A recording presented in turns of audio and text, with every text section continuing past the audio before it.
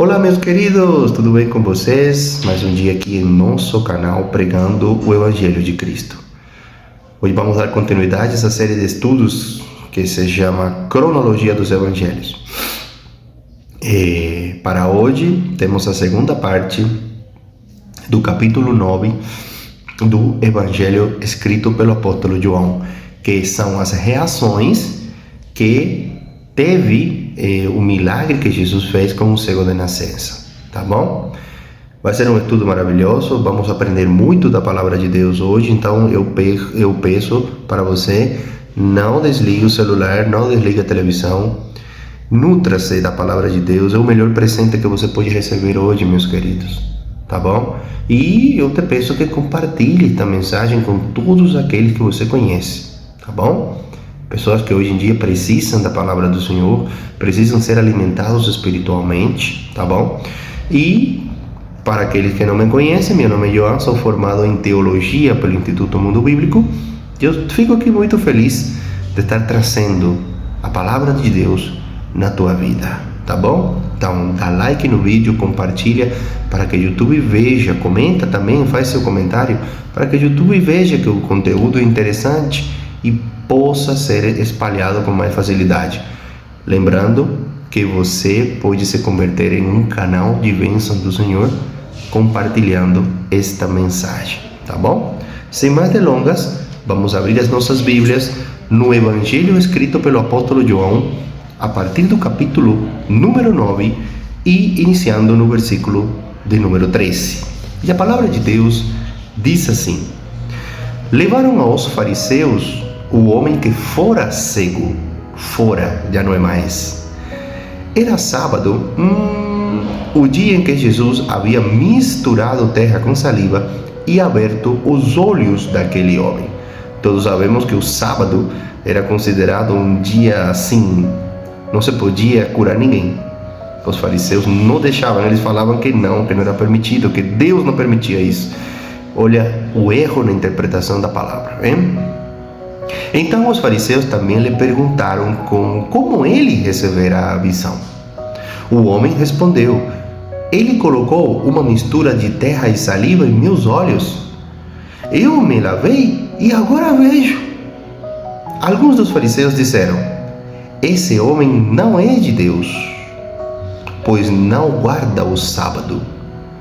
Mas outros perguntavam: como pode um pecador fazer tais sinais miraculosos? E houve divisão entre eles. Muito bom. A palavra de Deus sempre divide, meus queridos. Tem aqueles que são incrédulos, tem outros que acreditam, né? Então, tornaram, pois, a perguntar ao cego: que diz você a respeito dele? Foram os seus olhos que ele abriu?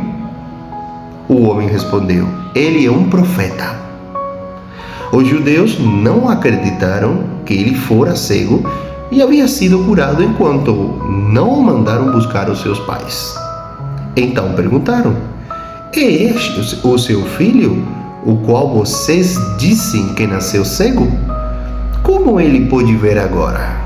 Responderam os pais: sabemos que ele é nosso filho e que nasceu cego, mas não sabemos como ele pode ver agora ou quem lhe abriu os olhos. Perguntem a ele, idade ele tem, falará por si mesmo. Seus pais disseram isso porque tinham medo dos judeus, pois estes já haviam decidido que, se alguém confessasse que Jesus era o Cristo, seria expulso da sinagoga. Foi por isso que seus pais disseram: idade ele tem, perguntem a ele. Pela segunda vez chamaram um homem que fora cego e lhe disseram: para a glória de Deus, diga a verdade. Sabemos que esse homem é pecador.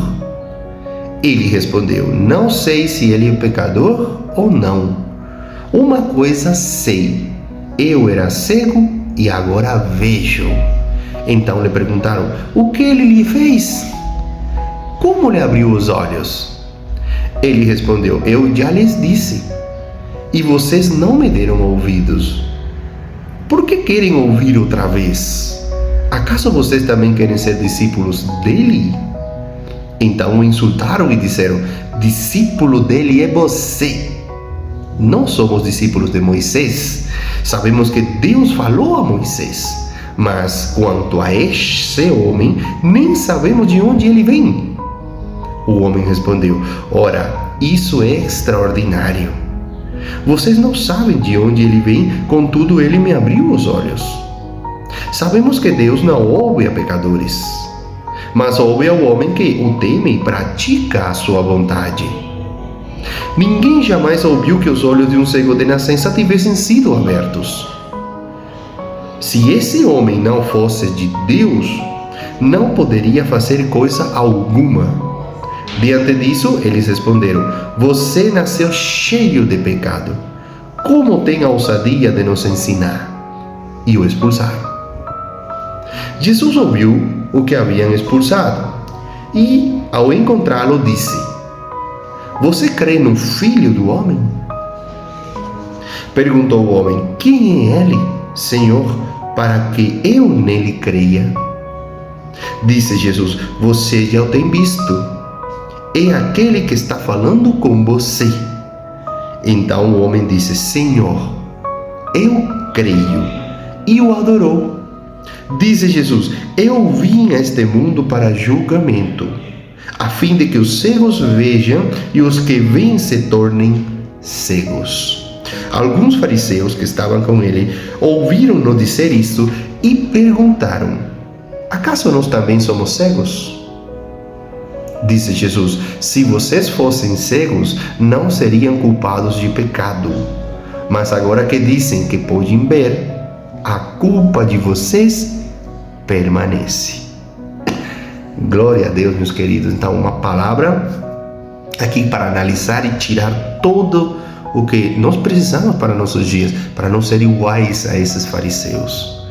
Ei, meus queridos. Então, a primeira reação ao milagre veio dos vizinhos e das pessoas mais chegadas, que avaliamos isso já no estudo anterior. O cego era muito conhecido. Eles ficaram na dúvida: será que ele é ele mesmo? Perguntavam as pessoas. O cego respondia: sou eu mesmo. Perguntaram: como é que se abriram seus olhos? O que antes era cego tem que testemunhar: foi o homem Jesus que me abriu os olhos. O fundamento da fé em Jesus é aceitar que Ele é um ser humano igual a nós. Os vizinhos perguntaram: onde está Ele? Não sei, falou o cego. Eles não ficaram satisfeitos com as respostas do cego. Para tirar tudo a limpo, levaram o homem até os fariseus, que eram as autoridades religiosas. Aquele dia era um sábado. Em dia de sábado era proibido exercer a medicina. O homem agora testemunha o sinal de Jesus diante dos fariseus, contando tudo de novo. Cegos na sua observância das leis, alguns fariseus comentaram: ele não é de Deus, porque não observou o sábado. Não aceitavam que a cura do homem fosse um sinal de Deus. Por Jesus ter tal coisa, por Jesus a fazer tal coisa num dia de sábado. Mas outros se questionavam: como é que alguém, sendo pecador, pode realizar tais sinais? Aí perguntaram ao cego: e você, o que nos diz a respeito de Jesus? O homem avançou no seu testemunho. Agora, para ele, Jesus é um profeta. A terceira reação vem dos pais. Os fariseus, agora chamados de judeus, não acreditavam que o rapaz tivesse sido cego. Achavam que fosse uma fraude montada. Por isso mandaram chamar os pais do cara e perguntaram: este é o filho de vocês? Ele nasceu cego? Se nasceu cego, como é que agora enxerga? Com muita cautela, os pais responderam: é nosso filho. e ele nasceu cego mesmo. Como agora enxerga, não sabemos, nem sabemos quem o fez enxergar. Vocês interroguem a ele tem a idade. A cegueira dos fariseus gerava medo para o povo, pois quem fizesse a profissão de fé em Jesus como Messias seria expulso da sinagoga. A conversa com os pais revelou a verdade, testemunhada por duas pessoas, mãe e pai. Mas as autoridades religiosas se negaram a aceitá-la. A cegueira delas era maior que a evidência. Elas que tanto insistiam na observância da lei, agora não queriam aceitar a lei que declarava válido o testemunho de duas pessoas. Então, eles falavam que Jesus, o que ele fez, não era de Deus porque fez a cura um sábado. Então, eles eram rígidos na observância do sábado. Agora, duas testemunhas, mãe e pai, falaram que o menino era cego, o rapaz era cego, mas eles não aceitaram. Olha quando as coisas não querem avançar por dureza de coração. Agora, chamaram de novo o cego e disseram: dá glória a Deus. Sabemos que este homem é um pecador. Dar glória a Deus significava: peça perdão pela mentira que você nos pregou. O cego tinha dito: ele é um profeta. Conforme os fariseus, ele deveria ter dito: ele é um pecador. Mas o cego era vivo. Ele disse: se ele é pecador, não sei. O que sei é que eu era cego e agora estou enxergando. E agora? E aí? O que vocês me falam disso? Contra fato, não vale argumento, meus queridos. De novo, os fariseus perguntaram: o que ele fez? Como abriu seus olhos? O cego responde agora com ironia: eu já disse a vocês. Vocês também querem tornar-se discípulos dele? Responderam: você sim é discípulo dele. Nós somos discípulos de Moisés. Sabemos que Deus falou a Moisés, mas esse Jesus nós não sabemos de onde é. Novamente, com fina ironia, o cego disse: espantoso. Vocês não sabem de onde ele é? E ele me abriu os olhos. Se este homem não viesse de Deus, não seria capaz de fazer um sinal desses. Confrontado com a cegueira dos fariseus, a luz da fé cresceu dentro do cego. Ele rompeu com a velha observância da lei de Moisés, afirmando que quem lhe abriu os olhos só pode ser alguém que veio do Senhor. Esta profissão de fé resultou em sua expulsão da sinagoga. Assim acontecia também no fim do século I, meus queridos. Quem quisesse professar sua fé em Jesus tinha de romper laços familiares e comunitários. Assim acontece até hoje. Quem decide ser fiel a Jesus sofre e corre o perigo de tornar-se um excluído em sua própria família e vizinhança. Seria fácil para o homem esconder sua confissão e evitar a controvérsia, mas ele defendeu sem temor sua causa. Ele sabia a diferença que Cristo fizera em sua vida e não podia negá-la. Todos os que encontram Cristo, se creem e creem nele, devem tornar isso público, devem dar testemunho.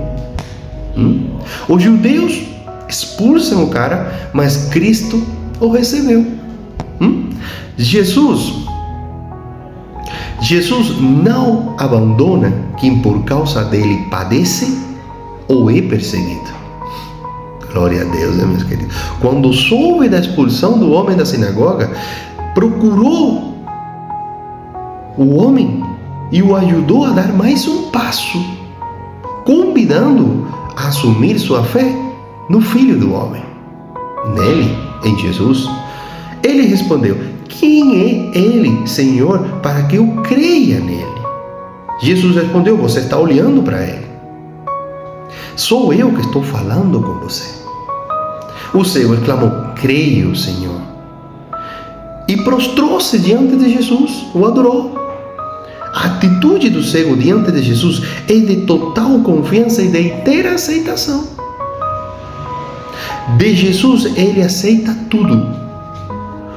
O ex-cego que não enxergava acaba enxergando melhor que os fariseus. As comunidades que antes eram cegas descobrem a luz. Os fariseus que pensavam enxergar corretamente são mais cegos que o cego de nascença.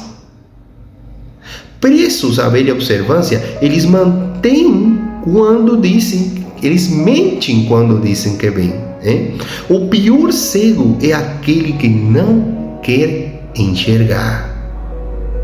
Os fariseus, na verdade, continuaram cegos.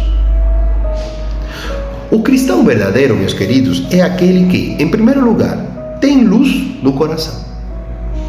Olha o que está escrito em 2 Coríntios, capítulo 4, versículo 6. Pois Deus que disse: das trevas resplandeça a luz.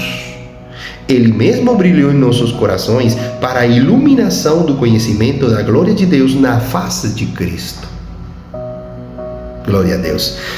Em segundo lugar, o cristão verdadeiro é luz do mundo. Olha o que está escrito em Mateus capítulo 5, versículo 14. Vocês são a luz do mundo. Não se pode esconder uma cidade construída sobre um monte. O cristão verdadeiro, ele anda na luz. Olha o que está escrito em 1 João capítulo 1, versículos 5, 6 e 7. Esta é a mensagem que dele ouvimos e transmitimos a vocês. Deus é luz, nele não há treva alguma. Se afirmamos que temos comunhão com ele, mas andamos nas trevas, mentimos e não praticamos a verdade. Se, porém, andamos na luz, como ele está na luz, temos comunhão uns com os outros. E o sangue de Jesus, seu Filho, nos purifica de todo pecado. Glória ao Senhor. E em quarto lugar, o cristão verdadeiro produz frutos da luz. Olha o que está escrito em Efésios, capítulo 5, versículos 8 e 9. Porque outrora vocês eram trevas, mas agora são luz no Senhor. Vivam como filhos da luz, pois o fruto da luz consiste em toda bondade, justiça e verdade. Glória ao Senhor. Meus queridos, a mesma luz que guia uma pessoa pode cegar outra. Os fariseus admitem que podem ver e por isso são culpados, pois rejeitaram a evidência e não receberam Cristo. O Evangelho provoca reações distintas aos diferentes tipos de coração. O pecador cego recebe a verdade e a vê. A pessoa religiosa que se considera virtuosa, ela rejeita a verdade e torna-se ainda mais cega espiritualmente. É perigoso, meus queridos, rejeitar a luz.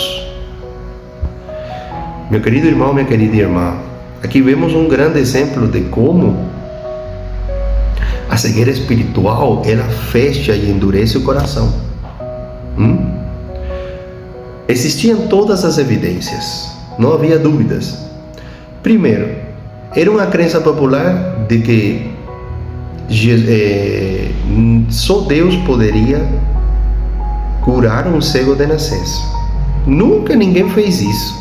Ninguém, nunca. O homem foi curado. Não acreditaram que ele era o ex-cego. Chamaram os pais, duas testemunhas, mãe e pai, falaram: não, meu filho nasceu cego, ele não enxergava, agora está enxergando e eu não sei por que foi o que aconteceu. Não, quem foi que fez isso? Não, pergunta para ele já é maior de idade. E aí? Já falei para vocês, foi Jesus, ele fez isto, aquilo. Não, mas Quem é ele para você? Ele é um profeta. Para mim é melhor. Não, mas você está mentindo. Ué, como estou mentindo, gente? Estou enxergando. Eu não sei se ele é pecador ou não. Eu sei que eu não via, eu não enxergava e agora vejo. Mas você quer ser discípulo dele? Porque eu sou. Gente, quando Jesus ele faz um milagre, meus queridos, um milagre transformador. Ele não só cura físico, ele cura a alma. Então, é quase impossível. Tem que ter de verdade um coração bem duro para não dar testemunho quando o Senhor faz um milagre na tua vida, porque Ele te arranca do lamaçal, Ele te tira do mais profundo abismo. Imagina como vivia esse homem. Você acha que esse homem vai estar apoiando os fariseus quando Jesus deu para ele uma das melhores oportunidades do mundo? Agora, o que acontece quando você vive em uma comunidade religiosa onde não aceitam a verdade, te expulsam depois? Quantos de nós não sofremos porque aceitamos Jesus e às vezes até nossos próprios amigos e familiares nos rejeitam por isso? Mas, meus queridos, quando alguém padece pelo nome do Senhor, ninguém sofre nas mãos de Jesus. Ele te acolhe.